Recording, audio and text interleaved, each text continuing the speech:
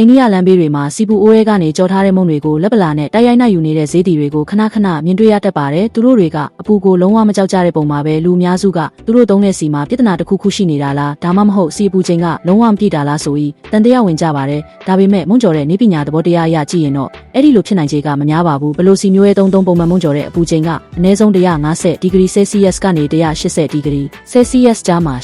ဤနေရမှာဖြစ်ပြီးဒါဟာအမေတို့ပြောလို့ရှိတဲ့စီပူချိန်အတော်အသင့်ရှိတဲ့အနေအထားဖြစ်ပါတယ်။အကယ်၍အပူချိန်ကအရန်နေနေရင်မုံတွေကစီများကြီးစုပ်ပြီးပြော့ဖက်သွားမှာဖြစ်လို့အခုလိုရွှေဝါရောင်တန်းပြီးကျွတ်ရွနေတဲ့အနေအထားမျိုးလုံးဝရရှိမှာမဟုတ်ပါဘူး။ဒီလိုပူချိန်ပမာဏအောက်မှာလူသားရဲ့အရေးပြားကဘလို့မှခန္ဓာရည်ရှိမှာမဟုတ်တာသိတာပါတယ်။ဒါဆိုရင်သူတို့လက်တွေကဘာလို့ဘာမှမဖြစ်ရတာလဲ။ဒါကတကယ်ဒဏ္ဍာရီတဲကအပူဒဏ်မမှုတဲ့တမဏိလက်ဖွာမလို့လား။တကယ်တော့တေးသေးချာချာစောင့်ကြည့်မယ်ဆိုရင်ဒီဈေးတီတွေကစီအိုးရဲလက်မနိုင်ခင်မှာလက်ကိုအရင်ဆုံးရေးဆေးလေးရှိတာကိုတွေ့ရပါလိမ့်မယ်ဒီအဆင့်ကလက်အေးသွားအောင်လုပ်တာမဟုတ်ပဲလိုက်တင်ဖျော်စတက်ရောက်မှုကိုအသုံးချဖို့အတွက်ဖြစ်ပါတယ်ဆူဆွနေတဲ့အရေးပြားကအပူချိန်မြင့်မားတဲ့စီမျက်နှာပြင်နဲ့ထိတွေ့မိတဲ့အခါရေဓာတ်ကရုတ်တရက်အငွေ့ပြန်သွားပြီးအရေးပြားနဲ့စီပူကြားမှာအလွန်လိုတောင်းတဲ့ရေနွေးငွေ့အပူခံအလွှာတစ်ခုကိုဖြစ်ပေါ်စေပါတယ်ဒါကြောင့်အပူကူးစက်မှုကိုနှိမ့်ကွေးသွားစေတာဖြစ်ပါတယ်ဒါပေမဲ့လည်းဒီကကွယ်မှုအလွှာကအလွန်လိုတောင်းပြီးတည်ငြိမ်မှုလုံးဝမရှိပါဘူးလက်ကစီပူထဲမှာရှိနေတဲ့အချိန်ကနည်းနည်းလေးပိုကျသွားတာပဲဖြစ်ဖြစ်သို့မဟုတ်မုံကိုနှိုက်ယူမွေနောက်တဲ့လှုပ်ရှားမှုကပြင်းထန်သွားတာပဲဖြစ်ဖြစ်အဲ့ဒီရေနွေးငွေ့လွှာကချက်ချင်းပောက်ကွဲပျက်စီးသွားနိုင်ပါတယ်ဒါအပြင်မုံကြော်တဲ့အလုပ်ကိုရေရှည်လုတ်ကင်လာတဲ့ဈေးတီတွေရဲ့လက်ဖွားက